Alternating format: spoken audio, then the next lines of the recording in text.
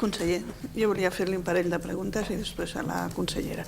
La primera, tornant al tema de la xiulada, vostè ha parlat de la sentència del 2009, però no creu vostè que hi ha una petita diferència que en aquesta ocasió diferents entitats han donat els xiulets perquè facin la xiulada dins del camp?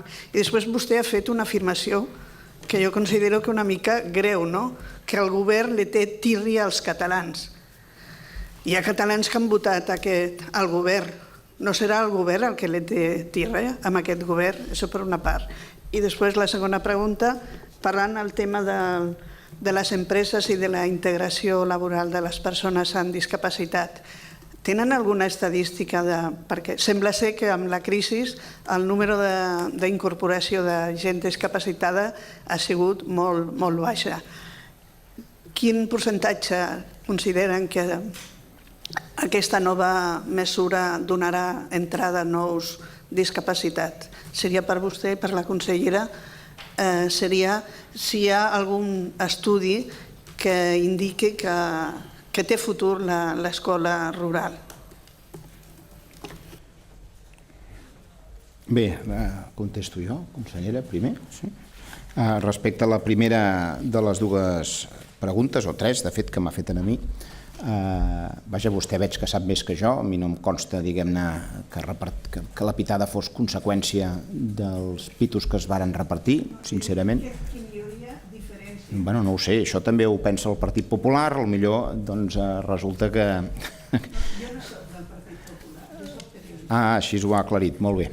Ho ha aclarit vostè, jo no li demanava cap aclariment, jo simplement deia que això és el que pensa el Partit Popular, però em fa l'efecte, diguem-ne, que les coses a la vida s'han de demostrar, crec que això no ha sigut d'aquesta manera, no ho sé, però em sembla que finalment tot plegat, més enllà, i més li convido que llegeixi el conjunt d'aquest auto de l'Audiència Nacional i també la pròpia jurisprudència del Tribunal Constitucional, diguem-ne, en quant la llibertat d'expressió i com pot ser, diguem-ne, entesa la llibertat d'expressió d'acord amb el nostre ordenament, i veurà que la qüestió no està en si s'han repartit pitos o no, és si es pot preservar o no es pot preservar la llibertat d'expressió, si és llibertat d'expressió o no xiular, diguem-ne, a una institució o a un símbol, perquè aquestes coses a vegades han passat, lamentablement. Jo no dic que hi estigui a favor de tot això, jo crec que no és la millor manera de fer les coses, però en qualsevol cas el que és segur és que no és un tipus penal. M'explico, que és del que aquí alguns han arribat a plantejar i ja es va plantejar en el seu dia, i que evidentment obrir expedients i voler portar les coses en el terreny dels tribunals i de la confrontació dels jutjats, doncs em sembla que és absolutament fora de lloc, estic situant-ho així.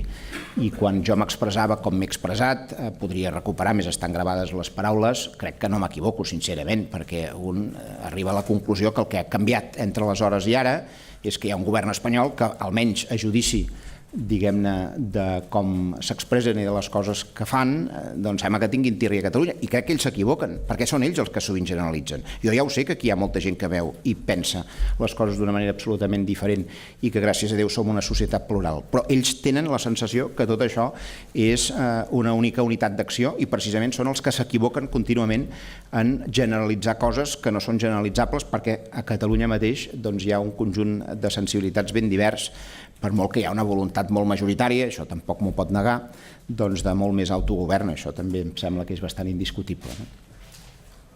I respecte als discapacitats, o el decret aquest, per ser més precís, que regula diguem-ne la gestió d'aquest 2% que han de preservar les empreses de 50 treballadors o més, el que es procura amb aquest decret, vista l'experiència a més, és posar precisament instruments que facilitin la tramitació d'aquest tipus d'expedients i que facilitin també, en aquell cas que hi hagin de ser, perquè estan també tipificades per llei, perquè el que ho imposa això i ho estableix és a nivell d'una llei, no pas d'un decret.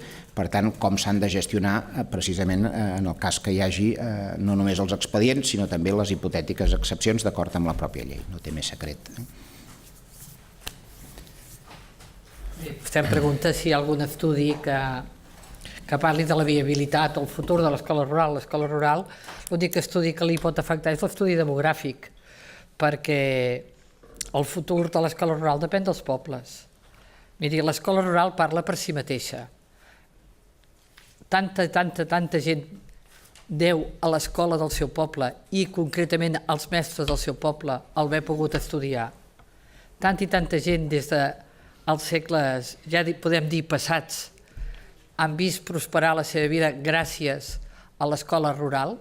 Per tant, si hi ha poble, hi haurà escola, sempre que hi hagi una massa crítica mínima. Jo el que li puc dir és que aviat farà 5 anys que soc consellera d'Ensenyament i si se n'ha tancat alguna, se n'han obert més. I li posaré un exemple.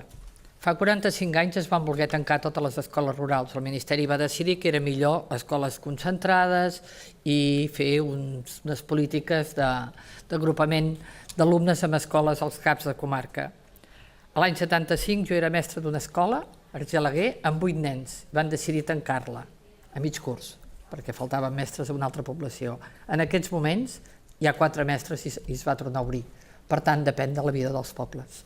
Ara, el que sí que podrem dir és que l'escola rural en si mateixa és un laboratori de pedagogia, és allà on es van forjar els grans mestres públics que després van venir a les ciutats, per exemple a Barcelona, cridats per la mancomunitat. Per tant, és una gran cantera de bons mestres, una gran pedrera de bons mestres que no volem perdre. Sí, una pregunta per vostè, portaveu. Fa una setmana va dir que el govern potser hauria d'ajornar alguns pagaments a proveïdors degut a les tensions de tresoreria.